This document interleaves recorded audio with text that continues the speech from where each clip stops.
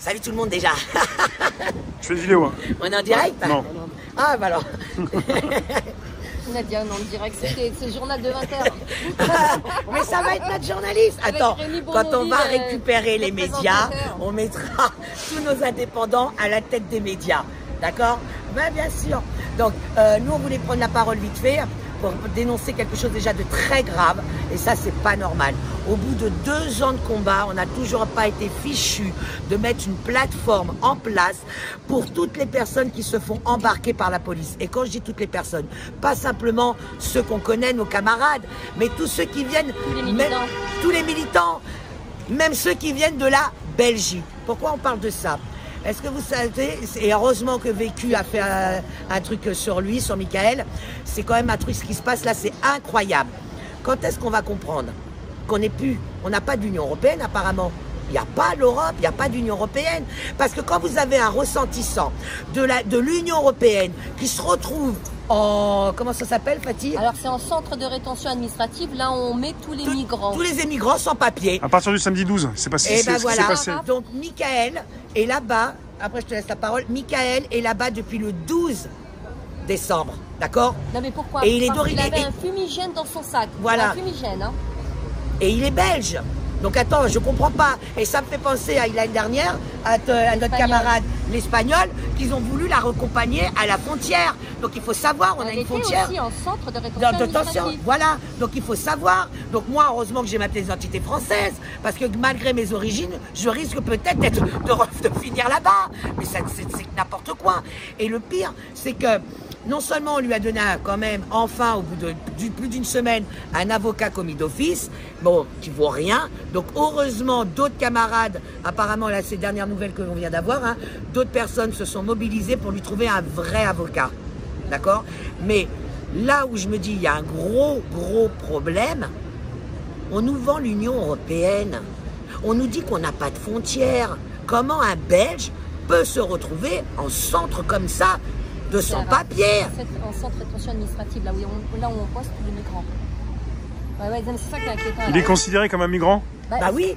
Mais moi, je dis que la rafle qui s'est déroulée samedi dernier, elle est extrêmement grave. Et que lui, il rentre justement dans le cadre de cette dérive sectaire, fasciste, de ce gouvernement en déroute. C'est la deuxième personne qui finit encore. À notre connaissance. À notre connaissance. Si ça se trouve qu'il y a d'autres personnes qui venaient de l'Union européenne et qui ont peut-être fini dans le CRA et qui ont été reconduites parce que le but c'était de l'expulser. Mais il me semble, sauf erreur de ma part, qu'ils avaient fait passer un truc, qu'ils avaient joué sur une loi ou un texte, etc., qui disait que même si tu es ressortissant de l'Union européenne, si on considère que tu es venu en manifestation et que tu as présenté un trouble, ils ont le droit de t'expulser. C'est ce qu'ils avaient dit pour la petite Espagnole. Il me semble, à vérifier, à confirmer. Quand bien même, on voit bien que la démarche elle est illégale. Comme ils ne pouvaient pas l'incarcérer dans le centre de détention classique parce qu'il avait un fumigène, au mépris des lois, et parce qu'aujourd'hui on a une milice qui est en roue libre, qui fait elle-même ses lois. Elle est juge et partie aujourd'hui, la milice. Hein. Elle décide sur le terrain, elle décide dans les commissariats, et au nom de l'arbitraire, elle va décider qui va rester, qui va sortir.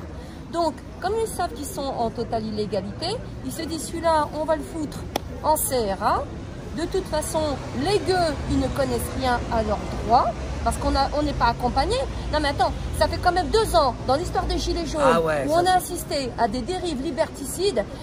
La gauche, a commencé par la gauche qui était toujours grande défenseur du peuple, hein, du prolétariat, grande défenseur des droits. Où ils sont tous ces gens, la Ligue des droits de l'homme et compagnie, au tout début du mouvement, ces gens il est où Mélenchon devant le centre de rétention avec toute sa gauchiasse? Ils sont où? Non mais ces gens-là qui sont censés défendre les libertés, en 2 ans, sur les Gilets jaunes, on les a pas entendus.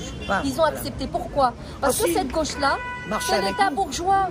Marcher avec nous, c'est tout. Hein. Marcher avec nous pour dire, si vraiment on arrive à dégager toute cette merde, ils te diront, ah ben on était avec vous, on a marché avec vous. Hein. Après, donc tu vois, comment se fait-il que toute cette gauche-là bien pensante, elle dénonce pas, même pas les organisations qui sont censées défendre nos droits. Comment ça se fait qu'elle ne s'indigne pas, ne se soulève pas? On a un vrai problème dans notre pays. On a un problème avec tous ces partis politiques. De la droite, on sait qu'on n'a rien à attendre puisqu'elle n'a jamais défendu le peuple dans la rue. Mais la gauche qui nous vend toujours le social, qui est censée défendre le prolétariat, elle n'est jamais là. elle ne le défend pas. Elle dénonce pas ces dérives sectaires et fascistes. Je suis désolée. Donc on a un mec, un Belge, qui est en centre de rétention depuis samedi 12 pour un fumigène et des pétards.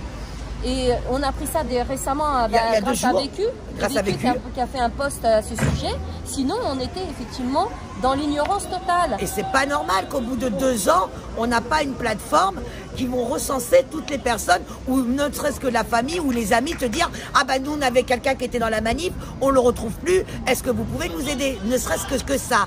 Donc moi, là, aujourd'hui, je fais un appel, parce que les gens le savent, je suis zéro en informatique, par pitié. Nous n'avons pas un vrai informaticien gilet jaune qui peut nous mettre une plateforme.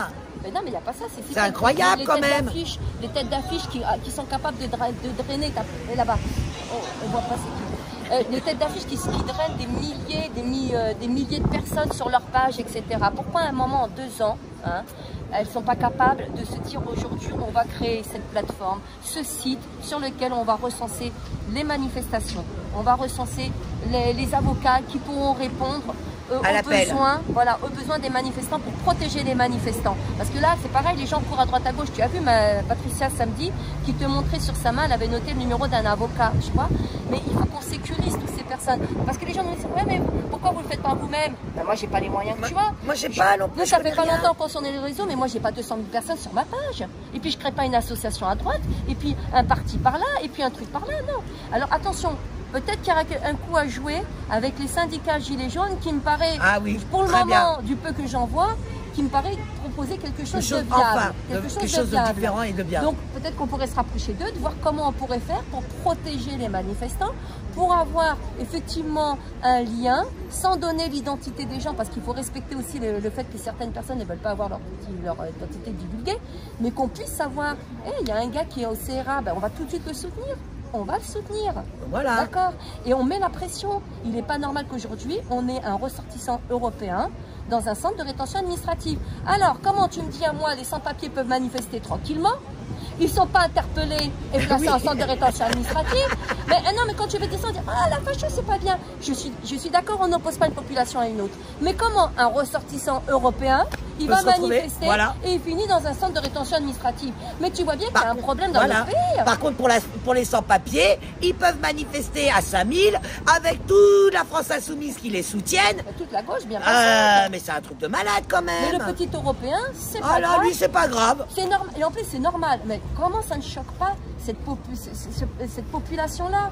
Donc voilà, nous on demande s'il y a possibilité d'avoir quelqu'un qui puisse, qui rentre en contact sur la vidéo, qui nous poste un mail et qu'on puisse avoir un vrai formaticien qui nous forme aussi nous. Et puis nous on s'en occupera, c'est avec ça de la page. C'est pas un problème parce que là ce n'est plus possible. 2 ans de combat. 2 ans, on est au même niveau. On ne sait jamais les informations en temps et en heure. On est toujours en train de courir à droite et à gauche. Des fois, mais pour moi, c'est inadmissible. Au bout de 2 ans de combat. Avant, on avait Démosphère qui était tenue par la gauche. La gauche collabo, comme elle a dû voir que ça marchait bien les manifestations. Comme par hasard, Démosphère Paris, c'est fini. Ils ne tiennent plus au courant des manifestations. Donc, justement, peut-être trouver un autre biais, cette plateforme qui pourrait réunir, on pourrait avoir les dates de toutes les manifestations, hein, sur Paris comme ailleurs, concernant tous les gilets jaunes, déjà, entre gilets jaunes. Hein, et puis, effectivement, les informations sur tout ce qui pourrait arriver aux camarades. Voilà, il y en a un tel qui est là-bas, comme ça, le mouvement de solidarité ne doit pas se faire autour de quelques personnes. Hein, on ne doit pas céder à la starisation, on n'est pas des groupiers, on n'est pas là pour soutenir un tel parce qu'il sort au commissariat, parce qu'on le connaît, parce que patati. On doit être solidaire de tout le monde et des anonymes, je dirais même encore plus des anonymes. Encore plus des anonymes. Encore plus. Parce que les autres, tu sais qu'ils sont connus, qu'ils auront du soutien. Mais les anonymes comme lui et comme bien d'autres, hein, qui sont comme Patricia qui s'est retrouvée toute seule, et ben les anonymes, ils ont besoin aussi de ce soutien, il est important. Donc voilà, s'il y a des personnes qui peuvent œuvrer, nous on soumet l'idée. Et c'est vrai qu'on n'a pas les compétences requises pour créer ce type de plateforme. Est-ce qu'on ne pourrait pas en discuter ensemble? Est-ce que ça ne serait pas un projet à mettre en place? Ça fait quand même 2 ans. Sinon, si c'est pour qu'on cède chacun à la starisation et à se comporter comme des groupies, moi c'est 100 mois. Non, c'est 100 mois. Franchement, on ne va pas pouvoir continuer. Et on va démoraliser les gens parce qu'en procédant comme ils le font, quand ils interpellent un Belge et qu'ils lui disent procédure d'expulsion, le message qu'ils envoient, c'est comme pour les strict médics qui étaient venus de Lorraine. On avait libéré ceux de Paris, mais ceux de Lorraine, on les avait gardés. Pourquoi? De sorte que la province ne vienne plus à Paris. Et bien là, c'est pareil, le message qu'on envoie, le signal qu'on envoie, c'est les Belges ne venez plus parce que la prochaine fois, vous finirez en CRA. Et c'est aux Belges, c'est les Espagnols et c'est la communauté européenne parce qu'ils ne veulent pas qu'il y ait cette solidarité entre les différentes nations. Voilà, tout simplement. Tout simplement. Merci Fatih, merci Nadia. Bah, merci à toi. Rémi. Et voilà, et donc je refais encore un appel. Et s'il vous plaît, nous on cherche vraiment un informaticien, on essaye vraiment de trouver quelqu'un qui pourrait nous mettre cette plateforme en place, voilà, parce que bon, on en a parlé, ça fait plus d'1 an et demi qu'on en parle autour de nous. Un site web. Ça va le faire, et personne ne le fait. Voilà. Mais voilà, un site web, voilà. Je sais que comment pour répertorier tous ceux qui viennent en manif, pour que quand ça se passe comme ça, normalement, donc là je sais qu'il y a une dame qui a été le voir hier, il faut savoir qu'on peut lui apporter un paquet de cigarettes et des boissons, mais tout ça, ça doit être fermé, neuf quoi, voilà, paquet de cigarettes neuf, donc il peut quand même déjà recevoir des choses.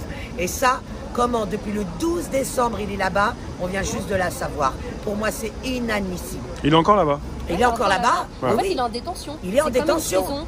Mais oui, c'est grave. Il n'a pas lancé un fumigène, on l'accuse d'avoir eu un fumigène dans son sac.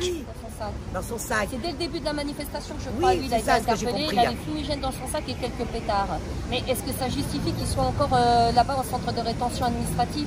Non, on est vraiment devant des dérives fascistes, c'est très grave ce qui se passe. C'est très grave ce qui se passe. Je vous remercie, à bientôt. Merci à toi Rémi.